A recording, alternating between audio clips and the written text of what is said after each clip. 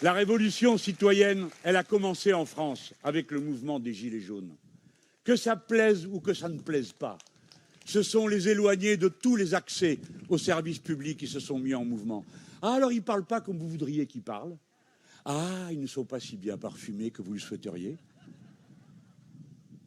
Comme d'habitude, vous avez regardé, vous autres les puissants, le peuple de haut, et la seule réponse que vous ayez trouvée à leur faire, c'est de les mutiler, leur crever les yeux, leur arracher les mains. Et les mettre en prison. Il y en a encore 800 qui y sont. C'est la plus vaste vague de répression judiciaire et policière qui ait eu dans ce pays depuis la guerre d'Algérie. Ce devrait être la honte de ce pouvoir. Quelles que soient vos opinions, les gens qui m'écoutez à cette heure, punissez ceux qui sont responsables d'avoir donné cette image de la France, au point que dorénavant, les dictateurs et les tyrans dans le monde prennent exemple sur ce qui s'est fait en France pour justifier leur propre barbarie et leur propre sauvagerie. Je dis qu'elle ait commencé cette révolution parce que Mathilde a eu raison tout à l'heure de dire. Et vous autres qui êtes comme moi, vous aimez l'histoire et vous y cherchez des enseignements pour apprendre. Un phénomène comme MeToo, au début, on a pu se demander ce que c'était, où ça allait, est-ce que c'était quelque chose qui était si nouveau. Mais tout d'un coup, nous avons compris que cette violence, beaucoup d'entre nous en découvraient l'ampleur. Et je le dis comme homme. Je le dis comme homme. On en découvrait l'ampleur. On savait bien qu'elle était là, mais on n'imaginait pas que c'était comme ça, partout, répandue. Cette insurrection, elle n'est pas de type idéologique. Elle exprime une volonté de liberté, d'émancipation et fondamentalement d'égalité. Et ça, ce sont toujours les prémices les plus parlantes des phénomènes révolutionnaires dans l'histoire de l'humanité. La révolution de 1917 commence par une manifestation de femmes pendant 3 jours, alors que les partis politiques leur disaient de rester à la maison. La révolution de 1789 se radicalise et bascule dans un affrontement physique avec le roi quand les femmes vont à Versailles chercher, comme il disait, le boulanger, la boulangère et le petit mitron. Au passage, elles ont mangé 2 chevaux des gardes royales et elles en ont tué 3 après avoir couru derrière cette idiote de Marie-Antoinette dans les couloirs de Versailles. Quand les femmes se mettent en mouvement, je ne le dis pas par je ne sais quelle volonté de flatter, j'essaye de comprendre ce que ça signifie. Quand elles se mettent en mouvement, elles courent tout de suite à l'endroit où est le nœud de la situation. Le roi, on va le chercher.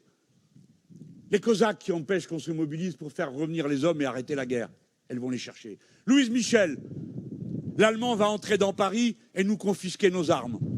La milice féminine monte à Montmartre pour récupérer les canons. Ce sont les femmes qui le font. Elles le font pourquoi?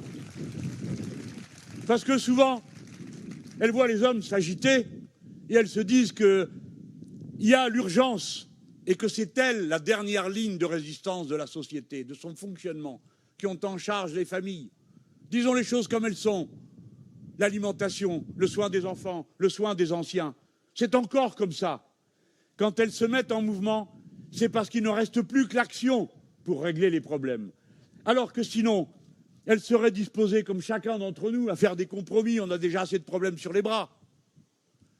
Voilà pourquoi nous serons d'une manière identitaire liés à ce combat-là. Je vous propose qu'on dise au chef de l'État une proposition qui changerait peut-être les habitudes dans ce domaine. Puisqu'on a mis, à juste titre, Simone Veil au Panthéon, pourquoi n'y mettrait-on pas Gisèle Halimi?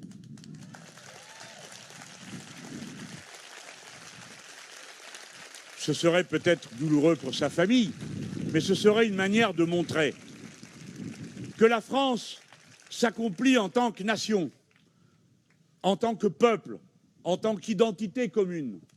Chaque fois qu'elle fait 1 mètre dans le sens de l'égalité sociale, de l'égalité des genres, bref, de tout ce qui, moyennant les acquis de la civilisation, nous ramène à ce qui est le point de départ.